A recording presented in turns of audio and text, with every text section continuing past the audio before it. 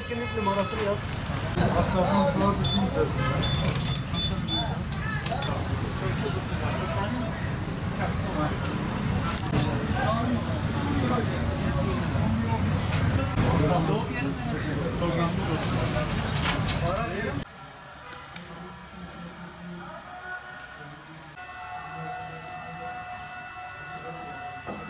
İyilikse öyle bir yakışır ki üzerine hiç çıkartmak istek varsa üzerinde. Kızılay, Türkiye'nin hatta diyebilirim ki dünyanın en eski, en köklü kuruluşlarından bir tanesi. Bu yıl inşallah bütün Türkiye çapında 154. kuruluşumuzu kutlayacağız. Yani Cumhuriyet'ten de eski olan bir kuruluştur. Türkiye'nin en köklü sivil toplum kuruluşudur. Dolayısıyla bütün Türkiye'de olduğu gibi Urfa'da da birçok etkinlikler yapmayı planlıyoruz. Kızılay'ı halkımıza tanıtmayı amaçlıyoruz. Özellikle gençlerimize, okullarımıza ve mahallelerde Kızılay'ın varlığını anlatmaya gayret ediyoruz. Kızılay tabii halkımız arasında akla gelen ilk hizmeti kan hizmetidir. Ama elbette ki kan hizmetleri bizim 10 ana daldan sadece bir tanesidir. Yani Kızılay toplum merkeziyle, kan merkeziyle, şubeleriyle, teşkilatlarıyla, temsilcilikleriyle, ilk yardım merkeziyle yardım kuruluşu olma noktasındadır. Dolayısıyla topyekün bir iyilik hareketinin merkezidir.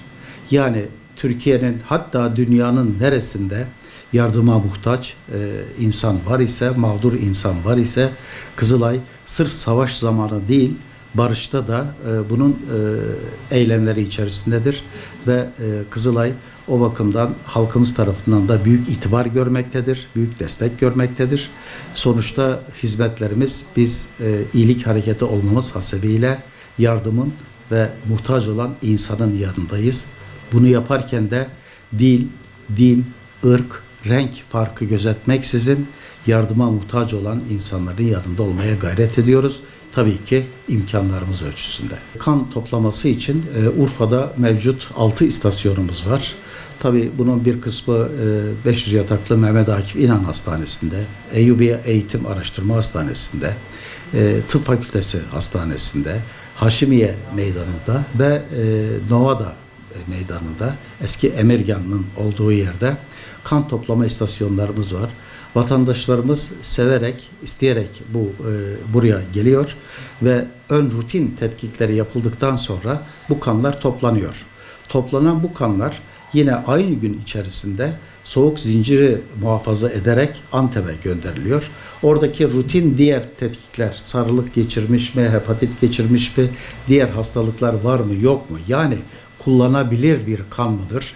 Grubu, subgrubu tespit edilerek Antep'te analiz edilir. Şüpheli olan kanlar Adana'ya gönderilir. Orada yine analizden geçer ve ihtiyaç sahibi olan hastanelerde, özellikle her hastanede stok halinde birikmektedir. Türkiye'nin bütün yerinde Sağlık Bakanlığı'nın tek izin verdiği müessese, kurum sadece Kızılay'dır. Kan toplama ve kanı işleme noktasında. Sadece kan olarak değil, eritrosit süspansiyonu, trombosit süspansiyonu dediğimiz bazı özel hastalıklarda da kullanılması gereken olan kanlar analiz edilerek, yine torbalanarak, yine soğuk zincirle ihtiyaç hasıl olan illere dağıtım yapılmakta ve kimin ne zaman kana ihtiyacı olduğu da belli olmadığı için herkesin kan verme noktasında hevesli olmasını da ben diliyorum. Herkes aslında kan verebilir. Fakat elbette ki bizim kan alma kriterlerimiz farklı. Nasıl farklı? Bir defa 65 yaş üstü insanlardan kan almıyoruz. Hele hele kronik hastalığı olan insanlardan, işte kronik böbrek yetmezliği olan, kronik kalp yetmezliği olan, kronik kanser hastalığı olan hastalardan ve kan bozukluğu, kan disknezisi dediğimiz hastalıkları olan hastalardan kan almıyoruz.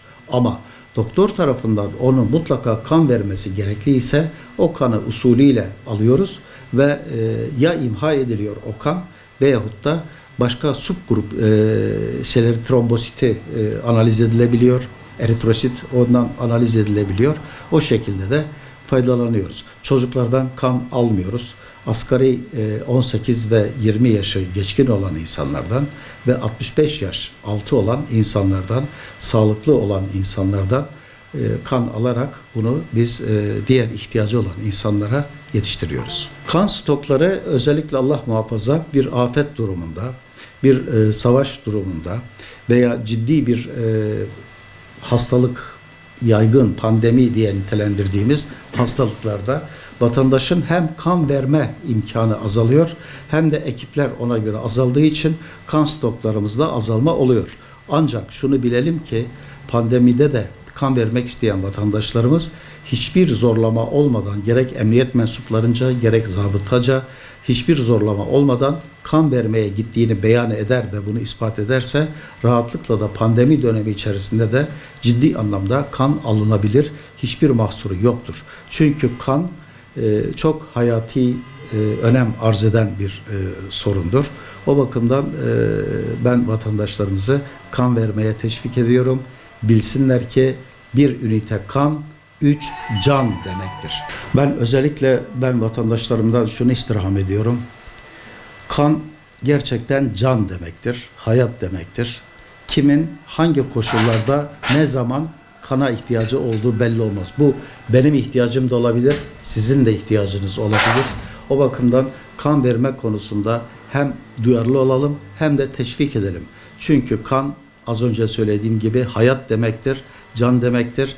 Kimin ne zaman, nerede ve hangi koşullarda kana ihtiyacı olacağı belli olmadığı için ben hemşerilerimi kan vermeye davet ediyorum.